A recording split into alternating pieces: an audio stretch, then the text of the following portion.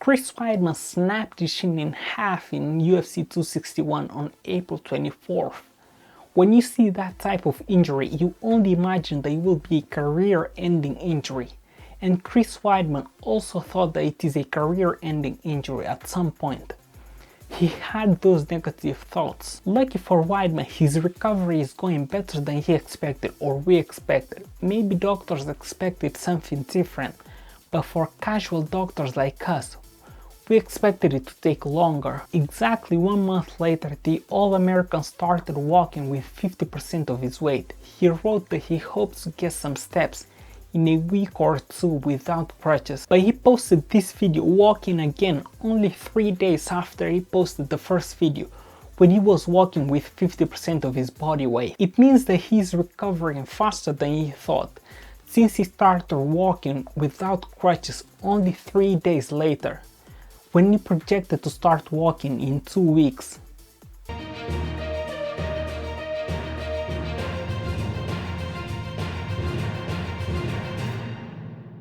We are less than 2 weeks removed from the UFC 263 card. The card will be headlined by Adesanya vs Marvin Vettori. This is a really stacked card. We have Chase Hooper, Ben Askren's son, fighting in the early prelims. It tells you how stacked this card is when Chase Hooper is fighting in the early prelims. On the preliminary card, we have Eric Anders fighting Darren Stewart and Drew Dober against Brad Riddell. On the main card, Demian Maia is facing off Belal Muhammad. This could be Demian Maia's last fight. Leon Edwards is facing Nate Diaz in a 5-round fight. Belal Muhammad had that controversial fight with Leon Edwards and the fight ended and they didn't fight again. Belal tried to rebook the fight, but Leon wasn't interested because he wasn't supposed to fight him in the first place. Then Belal opted to get in this card to have the opportunity to fight Leon Edwards in case Nate Diaz isn't able to fight. That is a smart decision by Belal Muhammad. UFC 263 will have 2 title fights on the line. Adesanya vs Marvin Vettori and Deiveson Figueiredo vs Brandon Moreno. Israel Adesanya hasn't been on the news lately. He has been quiet. He threw a jab at Marvin Vettori by posting this video and writing, "I've been quiet online, but just know I'm a troll."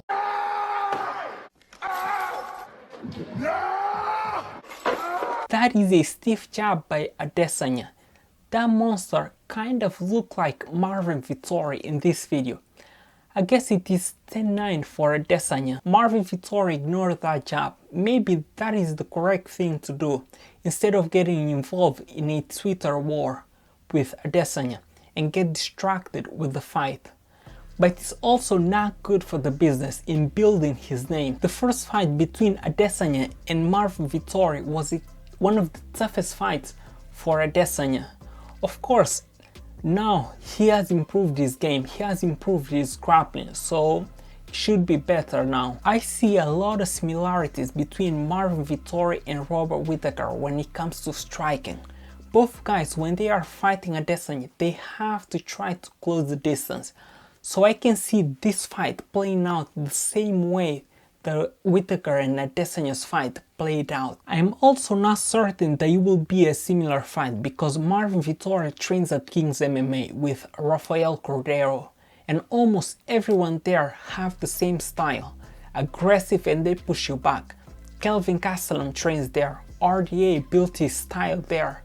Fabricio Verdum and Beneil Dariush, they both trained there. We can never forget that Marvin Vettori uses his wrestling, and it can be a game changer as well. But at the end of the day, I think Israel Adesanya will be able to avoid the takedowns and outstrike Marvin Vettori.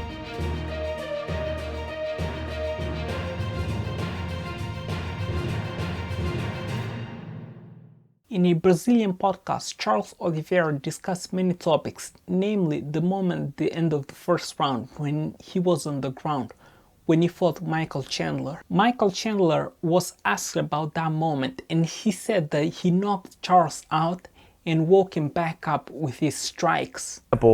This right here is probably the hardest part of this entire fight to watch because Charles Oliveira is essentially almost out here.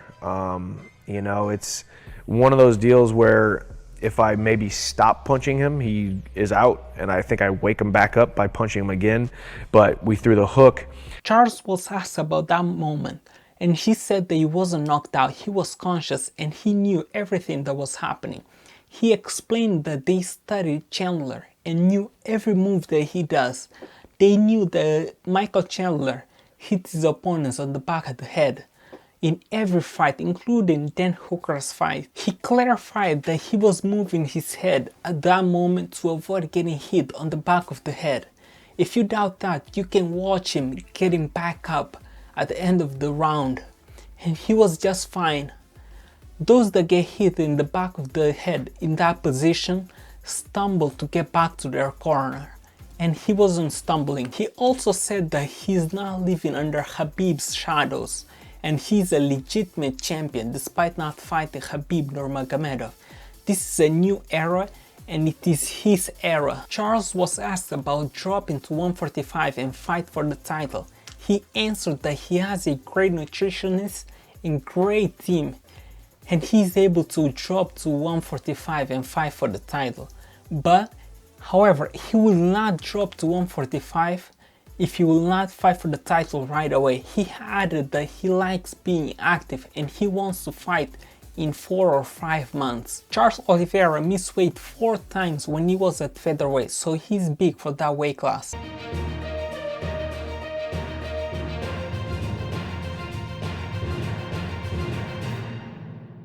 Alexander Volkanovski wasn't able to hold the secret and leaked the planned date for the fight with Brian Ortega. That's it. When are you guys scheduled to fight? At the end of the series?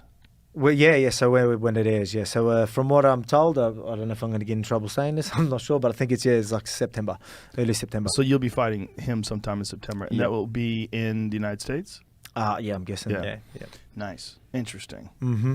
I think Volkanovski and Ortega really had an altercation in the show. You can tell from what Dana said about going to the show to solve a problem there. And now if you take into account what Volkanovski has been saying, it is pretty clear that it wasn't as boring. The tough show wasn't as boring as Colby said it was going to be. That was an unplanned leak. The UFC doesn't let this type of information out easily. Volkanovski said early September, and he's accurate. The UFC 266 pay-per-view event is scheduled for 4th of August, so that is the correct date. UFC 265 is on the 7th of August, so he cannot be in this event because Alexander Volkanovski will be far off.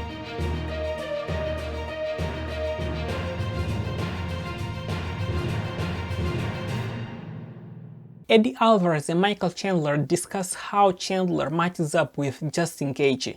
Eddie Alvarez first said that Justin Gaethje is a terrible matchup for Michael Chandler. I think your road to the title has a lot to do with your style matchups. You know, who is that other top 5 there that you have to get past in order to get to that road? Because it's not about anybody else.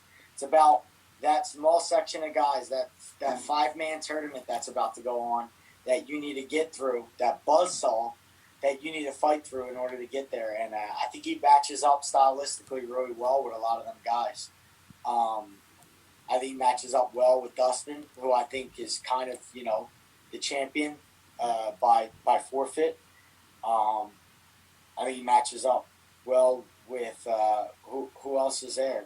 You have Oliveira.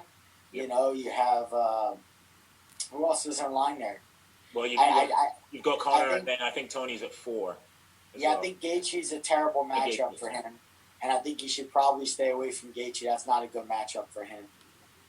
But we'll see, man. It's really up to him and his desire. We'll only know on fight night.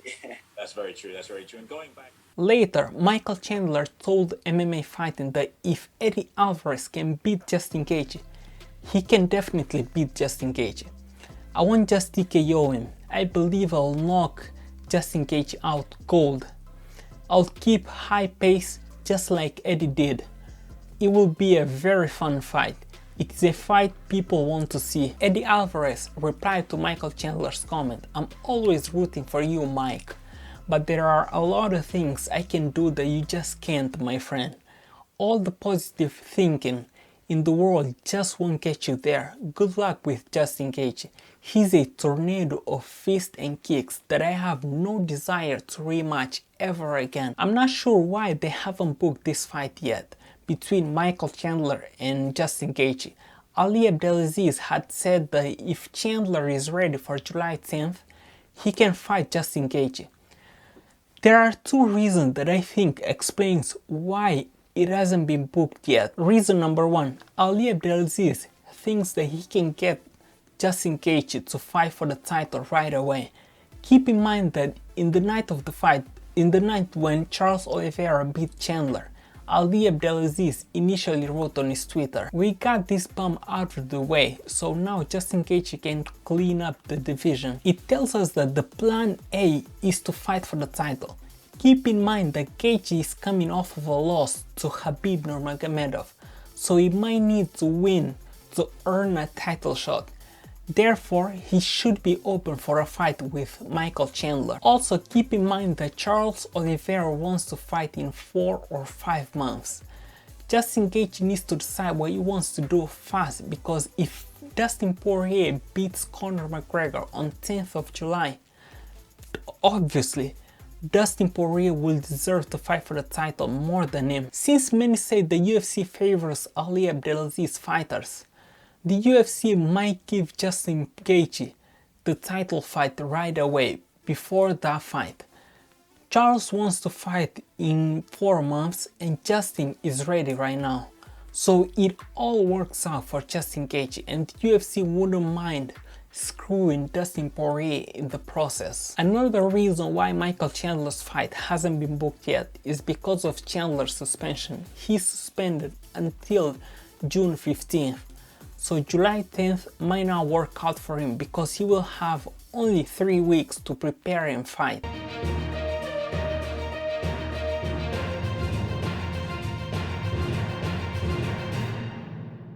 Giga Chikadze just beat a veteran Cub Swanson in the first round by TKO with kicks and punches. Chikadze has been having difficulty finding an opponent. He decided to take the reins of his career and called out Calvin Kattar on Twitter. "Hey Calvin Kattar, when do you wanna fight? I know you've been asked. I watched your interview saying you feel you are ready to go." Giga Chikadze wrote on his Twitter, "Check this out, I've been in the UFC for 1 year and 5 months. I'm 6-0 in the UFC and I have been asking for different opponents since then. All of those weirdos ignore me like they never heard of my name. No one has ever engaged with me on any social media platform. I am 6-0 in the UFC, top 10 ranked featherweight, world champion in karate and kickboxing multiple times, and they are still talking shit. Feed me with top guys Dana White." This would be a huge step up in competition for Giga Chikadze. He will be fighting someone who is ranked 5th in the featherweight division.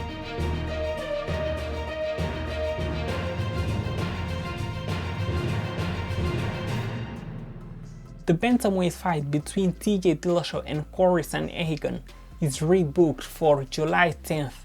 TJ Dillashaw had to pull out due to a cut over his eyebrows, but now he's ready to go. Max Holloway and Yair Rodriguez is official for July 10th. They will headline that event. Yair Rodriguez hasn't fought since October of 2019, almost 2 years ago. I feel like Yair Rodriguez has been avoiding Zabit Magomedsharipov. I bet you that he will not pull out of this fight. Nico Price and Michel Pereira fight has been added to July 10th. That is the card where McGregor will fight Dustin Poirier for the 3rd time.